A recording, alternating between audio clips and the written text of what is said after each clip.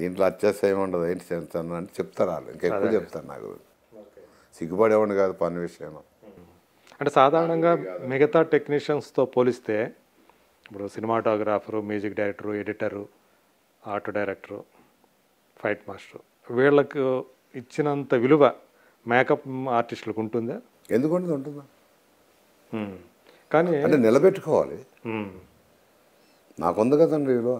ఈరోజు మేకప్ ఇప్పుడు చూసి ప్రొడ్యూసర్గా మాట్లాడతలేదు, డైరెక్టర్గా మాట్లాడతలేదు, నా సినిమా గురించి ఏం మాట్లాడకుండా మేకప్ మ్యాన్గానే మాట్లాడుతున్నారంటే దట్ ఈస్ మై. కానీ ఇంత విషయంలో ఇప్పుడు ఇంత విషయంలో కూడా మన డిస్కషన్ అంతా మేకప్ మ్యాన్గానే వెళ్తుంది తప్ప నా సినిమా ఏంటి డైరెక్షన్ ఎలా చేసేయండి మీరు అడగట్లా. సో ఏంటంటే అది కాదు చెప్తున్నా, దిస్ ఇస్ ఫ్యాక్ట్ కదా. సో ఆ విలువ ఉంది కదా అంటున్నా. మేకప్ ఆర్టిస్ట్గా విలువ ఉంది కాబట్టి మనం ఇంత డిస్కస్ చేస్తాం. అంటే నేను అడిగేది with in the industry. With in the industry అంటే మన క్యారెక్టర్ మనం కాపాడుకోవాలండి. ఇప్పుడు చాలామంది మేకప్ మ్యాన్ ఉన్నారు, ఇవ్వాల్సిన రెస్పెక్ట్ ఇస్తారు అందరూ. కొందరు ఉంటారండి కానీ గుర్తింపు ఉండదు, గుర్తింపు తెచ్చుకోలేరు. మా డిపార్ట్మెంట్లో మా మేధావులు ఉన్నారు, సినిమాలు చేసిన వాళ్ళు ఉన్నారు, డైరెక్షన్ చేసిన రత్నం గారు ఏంటండి. అవును, అక్కడి నుంచి వచ్చిన ఆయనే కదా. రత్నం గారు ఇదో వచ్చిన ఆయనే కదా. మాధవరావు గారికి కూడా మాధవరావు గారు ఉన్నారు. అంతకుముందు పోతురాజు గారు, అంతకుముందు వీర్రాజు గారు అనే సినిమాలు తీసిన, పీతాంబరం గారు సినిమాలు తీసిన వాళ్ళు. డిపార్ట్మెంట్ ఏమీ అంత ఫస్ట్ నేనే వచ్చిన కాదండి, ఉన్నారు పితామహ. కాకపోతే ఇప్పుడున్న జనరేషన్ తెలియదు. అవును, ఇప్పుడు మేకప్ మ్యాన్లు అసలు తెలియదు, తెలియదు. వీళ్ళు మిగతా టెక్నీషియన్లు తెలిసినంతగా తెలియదు. అంటే మీరు సుదీర్ఘకాలం నాగార్జున గారితో ట్రావెల్ చేస్తుండటం వల్ల మీరు కూడా అందరికీ తెలియటం. అందులో అంటే మన జర్నలిస్టులు అందరికీ ఏంటంటే అప్పుడు నేను బాగా హెల్ప్ అంటే ఏం లేదు, కూర్చోబెడతాం బాగున్నారంటే. అప్పుడు సిస్టమ్ ఏంటి, ఇప్పుడుకి అప్పటికి తేడా చెప్తాడు. అప్పుడు మీరు వచ్చి నాగార్జున గారితో ఫోటో వేయండి సార్, ఇప్పించండి సార్, పేపర్లు వేసుకోవాలి, అది ఇది అనేవాడు. వాస్తవం కాదా ఇది? ఇప్పుడు ఏమైపోయింది, మేము వచ్చి బాబు ఇంటర్వ్యూలు తీసుకోండి చేయాలంట. అంటే కాలం మార్పు చెప్తున్నా. ఆ టైంలో ఏంటంటే అందరూ వచ్చినా చేసినా కూడా అందరితో ఇంటర్వ్యూలు ఇప్పించడం, బర్త్డే వచ్చిందంటే ఫోటోలు ఇవ్వటం, చేయటం, అంతే కదండి. అదేమైపోయింది రాను ఇప్పుడు మేము మీ దగ్గర రావాల్సి వస్తుంది, బాబు ఇంటర్వ్యూ తీసుకున్నా బాబు, కొద్దిగా పబ్లిసిటీ చేసి పెట్టు బాబు. అదే, ఎందుకంటే మీరు సినిమా తీశారు కాబట్టి. సినిమా తీసిన నేను కాదు, ఎవరైనా సరే ఏమైపోయిందంటే ఒకప్పుడు మీరందరూ మా దగ్గరికి వచ్చేవాడు.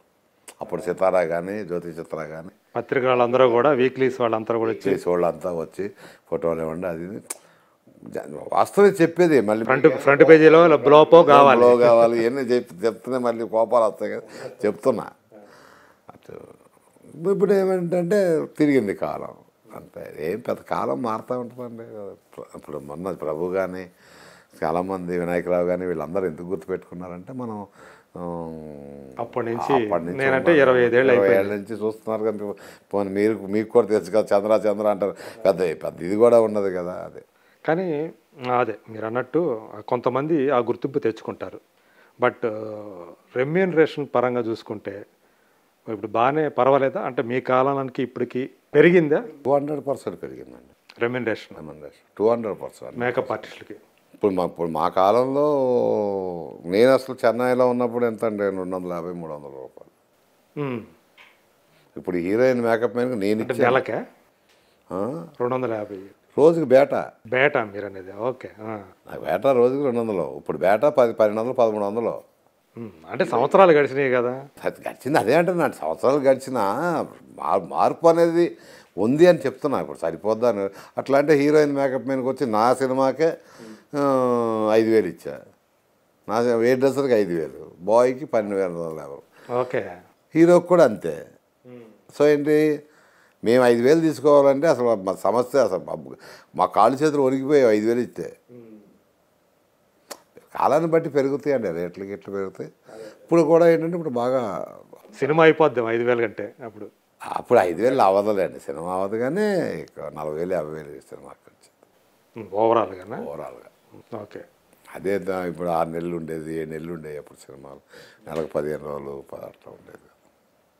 4 నెలలు ఈజీగా ఉండేది కదా సినిమా షూటింగ్. మనంకి అప్పుడు నాసరా గారికి మీరేనా వేసింది? లేదండి, మనం సినిమాకి మా బావ ఉండేవాడు, ఆయన. ఓకే. ఆయన వేశారా? నాగార్జున గారికి అయితే మీరు. నాగార్జున గారు మనం చేయలేదు నేను సినిమా. ఓకే. ఓన్లీ అఖిల్ బాబు మనం సినిమా చేయలేదు. నేను సాయిబాబా తర్వాత బ్యాకప్ అనేది అఖిల్కి మాత్రం వేశారా? ఓన్లీ అంతే. ఆ రోజు సెంటిమెంట్గా వెళ్ళి చేసా అంతే. మనం సినిమా వాళ్ళు అడిగారా సెంటిమెంట్గా? అంటే వాళ్ళు అడిగారా లేకపోతే మీరే వేయాలని వెళ్ళారా ఏంటి? తనకు కూడా నేనే వేయాలి ఫస్ట్ మేకప్ అని నేను వేశాను. అంతే మీ అంతటా మీరే ఇంట్రెస్ట్ చూపించి చేశారా? నేనే వెళ్ళాను, పోగొట్టుకోలేదు. పిల్లోడు కదా, ఇంతమందికి చేసి నాకు కూడా బాగోదు. సో అందులో ఒక చిన్న కనిపించబోతాడని తెలుసుకున్నారు అప్పుడు? తెలిసింది మీకు? అక్కడికి వెళ్ళిన తర్వాత తెలిసిందే షూటింగ్ ఉన్న చోట బాలిక్ కానీ. ఓకే. అప్పుడు వరకు తెలియదు. నేను ఏదో పని మీద 7 acres వెళ్ళానండి. అంటే యాదృచ్ఛికంగా దేవుడు అట్లా పంపించాడు, దేని మీద వెళ్ళా.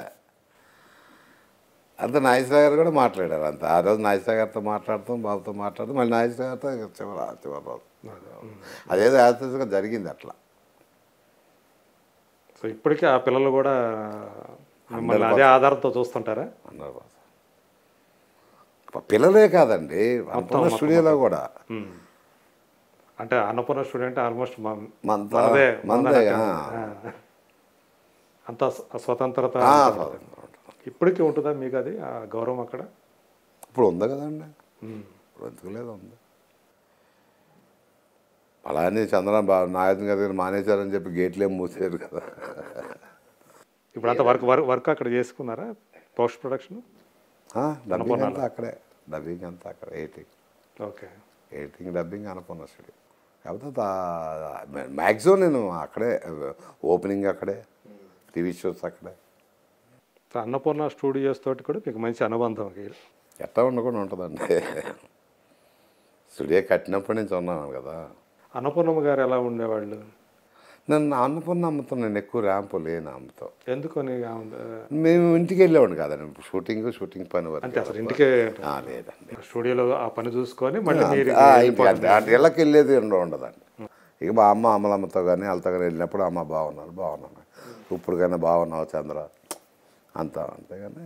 సో ఆయనకి పర్సనల్ కాబట్టి అమ్మల గారు కొంచెం ఎక్కువ. వెంకట గారు మిషన్ జ్యోత్స్న గారు, మళ్ళీ వీళ్ళంతా బాగా ఈ తరంతో అయితే. ఓకే.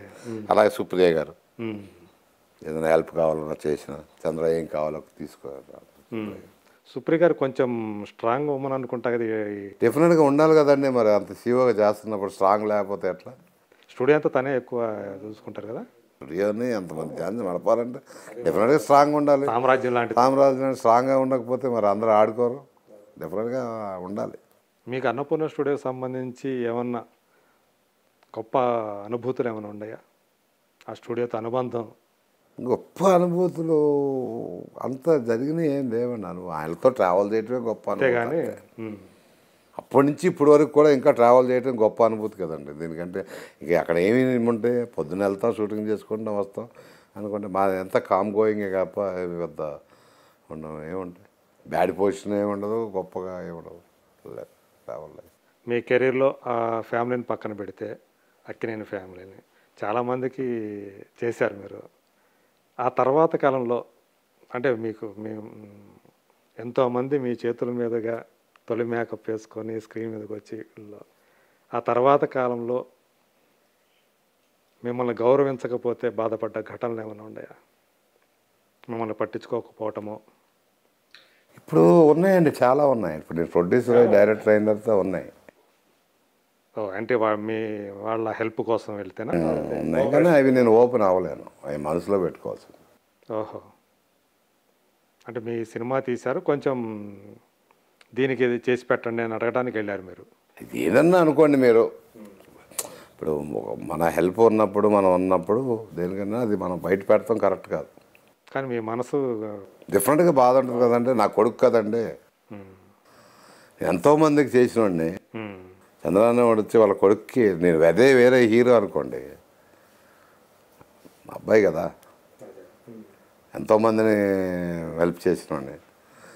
నా కొడుకు దగ్గరికి వచ్చేటప్పుడు ఎవరు హెల్ప్ చేయట్లేదు అంటే ఏముంటుందండి, ఒక ఆడియో ఫంక్షన్ అదో ఇది. నాగార్జున గారు చేయాల్సింది నాగార్జున గారు చేశారు, చైతన్యబాబు చేయాల్సింది చైతన్యబాబు చేశారు, అఖిల్ బాబు చేయాల్సింది అఖిల్. మా వాళ్ళు అని కదా, బయట చెప్తారు మా వాళ్ళు ఎంత చేసినా ఇప్పుడు చేస్తారు మా వాళ్ళు. ఇప్పుడు ఆపరేషన్ లేకుండానే మోకాళ్లకు ప్లాస్మా ట్రీట్మెంట్. మీ ఆర్థోపెడిక్ సమస్యలన్నిటికీ రోబోటిక్ టెక్నాలజీ ద్వారా తక్కువ ఖర్చుతో శాశ్వత పరిష్కారం. Free consultation. ప్రతి ట్రీట్మెంట్ పై 20% డిస్కౌంట్. ఈ ఆఫర్ కొద్ది రోజులు మాత్రమే. త్వరపడండి. V9 hospitals 9281465842.